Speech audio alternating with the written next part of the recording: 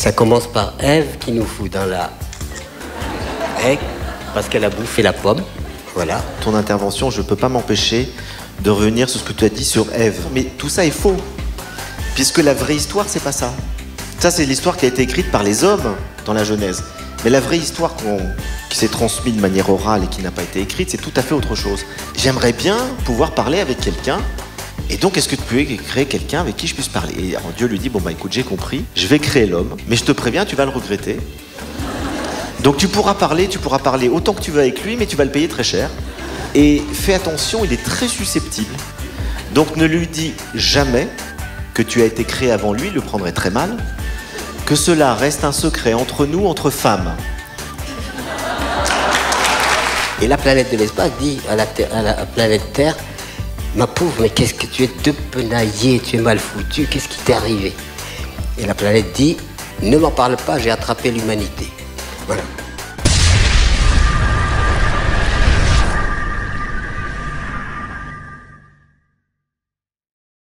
Éduquer et réenchanter le monde? Oui, ben, il en a besoin. Je ne sais pas si on y arrivera, mais il en a besoin. C'est sûr que la thématique, enfin, j'ai pas besoin de vous refaire ma biographie avec mes engagements concrets au nord, au sud, enfin, toutes les réalisations qu'on a pu faire, la promotion de l'agriculture écologique dans les pays en particulier, affamés, pour les aider quand même à ne pas mourir de faim. Ce sont toutes des tentatives qui sont évidemment inscrites totalement dans l'énergie que nous essayons de déployer. L'objectif étant, est-ce que à un certain moment l'humanité va prendre conscience de son inconscience, et est-ce que l'humanité va comprendre qu'elle est une et indivisible et qu'il faut sortir de cette malédiction de la division et des conflits continuels? Est-ce que l'humanité peut arriver à comprendre que plutôt que de fabriquer des armes, il vaut mieux consacrer l'argent à organiser justement une planète différente, une planète où il fait bon vivre? Ben, dès qu'on ouvre la radio, qu'on regarde les informations, on se rend compte qu'on est non seulement loin du compte, mais même parfois on a l'impression d'une régression terrible. Bonsoir, je suis en très bonne compagnie ce soir avec Pierre Rabhi et Frédéric Lenoir. Bonsoir. Bonsoir. Bonsoir. C'est exceptionnel ce soir puisque vous êtes ensemble sur scène en conférence pour réenchanter le monde. Est-ce que c'est arrivé avant? C'est la première fois? C'est la première fois qu'on fait une conférence ensemble. On s'est rencontrés parce que j'ai eu le plaisir d'aller rencontrer Pierre chez lui il y a 5-6 ans. J'avais fait une émission pour France Culture, des Racines du Ciel, où on était venu avec Lélie Anvar te rencontrer. Voilà. Et puis on s'est rencontrés à d'autres occasions. On a participé à un livre ensemble sur l'espérance avec Olivier Lenaire, Nicolas Hulot et d'autres. Mais on n'avait jamais eu l'occasion de pouvoir dialoguer devant un public. Donc voilà, dès que l'association Planétaire m'en a fait la proposition, j'ai tout de suite dit oui. Je dis vraiment, ce serait une grande joie de le faire, parce que j'aime beaucoup Pierre et que ce sera l'occasion d'échanger nos idées. Donc vous connaissez dans la vraie vie, c'est une amitié qui est née depuis quelques années, vous le dites, 5-6 ans déjà, que vous êtes allé le voir chez lui, donc en Ardèche. Et à partir de là, pour vous Pierre, ça a été aussi une évidence, cette conférence ensemble avec Frédéric Lenoir? Oui, parce qu'on est plus dans la thématique de la convergence des consciences, c'est-à-dire que les individus, il faut dépasser l'individualité, notre histoire personnelle. Aujourd'hui, il faut constituer une espèce de halo de conscience de gens qui se retrouvent dans une forme de transcendance et dans une forme de quête pour une société différente, parce qu'elle a besoin vraiment de changer. Alors, on est entre deux tours. Il y a, je crois, un besoin urgent de réenchanter le monde, de redonner de l'espoir. Qu'est-ce qu'on va trouver cette soirée pour réenchanter le monde? Est-ce que vous allez donner des clés pour réenchanter au quotidien? Quelque chose qui va permettre aux gens, dans leur quotidien de tous les jours, simplement de réenchanter le monde? Enfin, pour moi, j'ai pas la prétention de réenchanter le monde. J'ai prétention simplement de contribuer à réenchanter le monde comme un colibri. Vous savez, j'avais émis l'histoire du colibri, de faire sa part. Bah, il faut faire sa part pour réenchanter le monde. Mais évidemment, même si je suis connecté à Dieu directement, je n'ai pas la prétention à moi tout seul de réenchanter le monde. Par contre, tout le travail que nous faisons au quotidien donne sens à notre existence et fait qu'on ne se sent pas complètement inutile. C'est le principal. Alors, c'est une soirée en soutien à 3 beaux projets, notamment la Fondation Sèvres, dont vous êtes fondateur, vous, Frédéric Lenoir. D'où vous est venue cette idée, et est-ce que c'est raisonnable, je parle en tant que Nandi, de faire entrer la philosophie au plus jeune âge? Est-ce que c'est possible déjà? Oui, alors moi, ça faisait très longtemps que j'étais convaincu qu'il fallait effectivement commencer la philosophie, non pas en terminale, mais très tôt, enfant. Parce que vous savez, Aristote nous dit, la philosophie commence avec l'étonnement, se poursuit avec l'interrogation et ensuite le raisonnement. Mais les enfants, ils passent leur temps à s'étonner, à interroger, et ils peuvent très bien raisonner. Donc on ne peut pas faire de l'histoire de la philosophie, de parler de Kant et de Schopenhauer avec des enfants de 8 ans, mais on peut les faire philosopher, c'est-à-dire faire acte de réflexion. Et les résultats sont très étonnants. Tous les ateliers que j'ai faits dans des dizaines d'écoles montrent que les enfants apprécient grandement déjà l'exercice, parce qu'ils sont actifs, ils sont acteurs, ils sont créatifs, on leur demande ce qu'ils pensent et pas simplement de subir. Donc oui, il y a une vraie réflexion de leur part, ils sont là pour ça, on leur enseigne rien.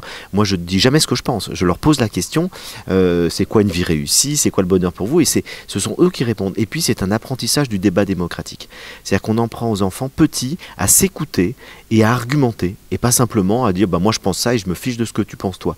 Et donc ça c'est vraiment, je pense, très utile, parce que à la fois on permet aux enfants de développer un esprit critique, et aujourd'hui on a particulièrement besoin de discernement. Les enfants sont pris, et les ados sont pris par les théories du complot, par les rumeurs, par internet. Ils ont besoin d'apprendre à réfléchir et à développer un esprit critique, et ils ont besoin d'apprendre à dialoguer et à débattre entre eux de manière constructive. C'est pour ça que je crois que rien n'est plus urgent que de faire philosopher les enfants. Le plus tôt est le mieux. Oui, j'ai envie d'ajouter que dans l'éducation, il faudrait que l'enfant dès tout petit apprenne qu'il est vivant, qu'il doit la vie à la vie. Et donc l'écologie devrait faire partie véritablement de l'éducation des tout petits pour que l'enfant sache qu'est-ce qui le détermine, qu'est-ce qui fait qu'il est vivant. Et donc la connexion à la nature, c'est très important. Parce que la philosophie, certes, mais il faut aussi une partie très tangible, très concrète. Et notamment, il faut que l'enfant comprenne. Il y a des enfants où leur poser la question comment on pousse une carotte, ils ne savent pas. À ce point, ça. Ah ben oui, ça a été oui, c'est-à-dire qu'il y a une telle distance par rapport à la vie concrète. Je veux bien qu'il y ait de la philosophie, mais il faut qu'elle soit aussi soutenue par un enfant qui est immergé dans la réalité concrète et tangible. Voilà. Et aujourd'hui, le grand danger, c'est que les enfants sont de plus en plus devant des écrans. Ils sont dans le virtuel, de moins en moins dans le réel.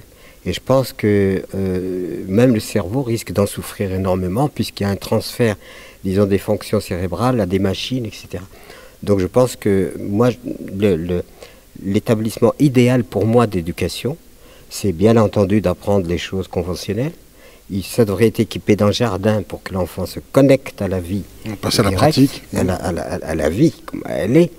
Et d'un atelier sans machine pour développer ses compétences manuelles.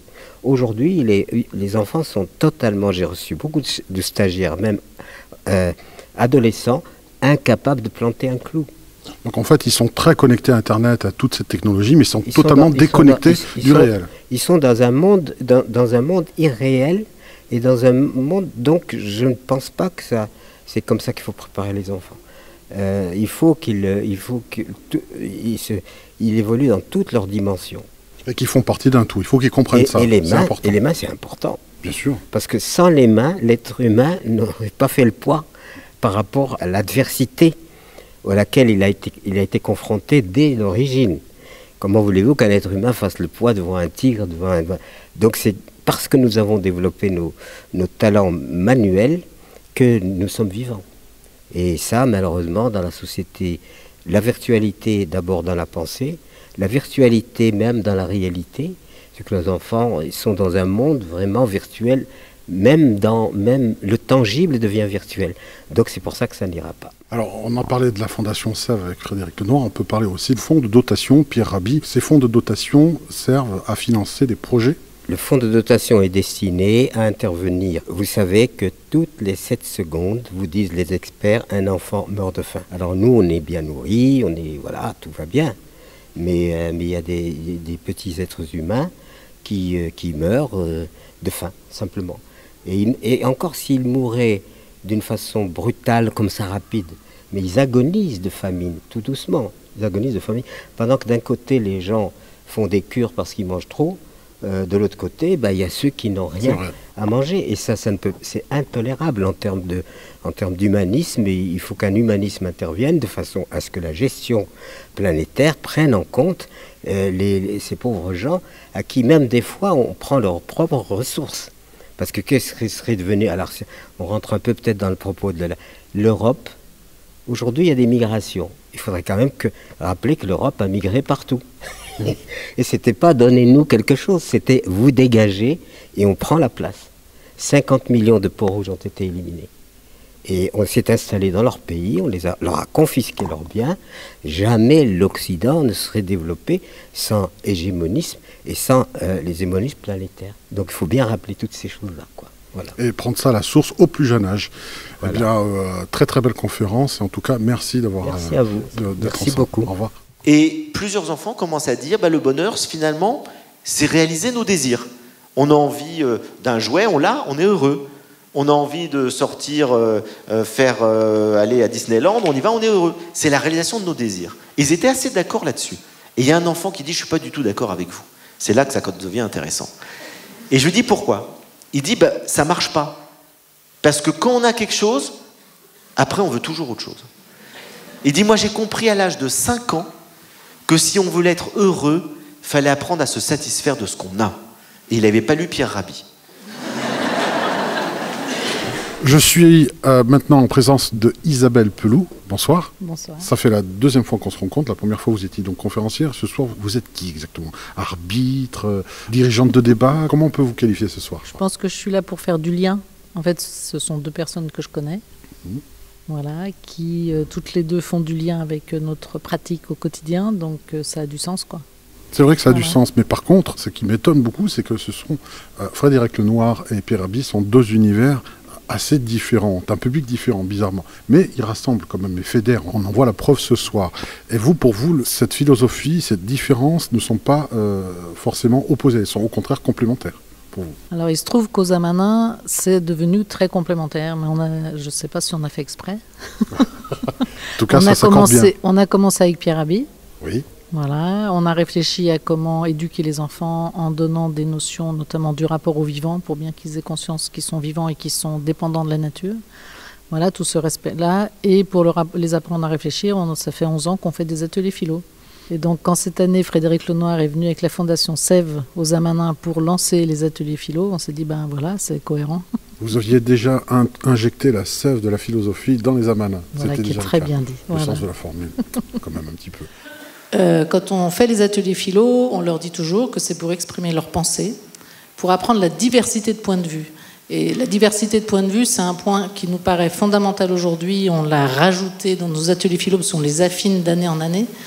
C'est-à-dire que nous, les adultes, pendant ce temps d'atelier philo, c'est le seul temps de la semaine où on s'applique à ne pas leur servir de repère.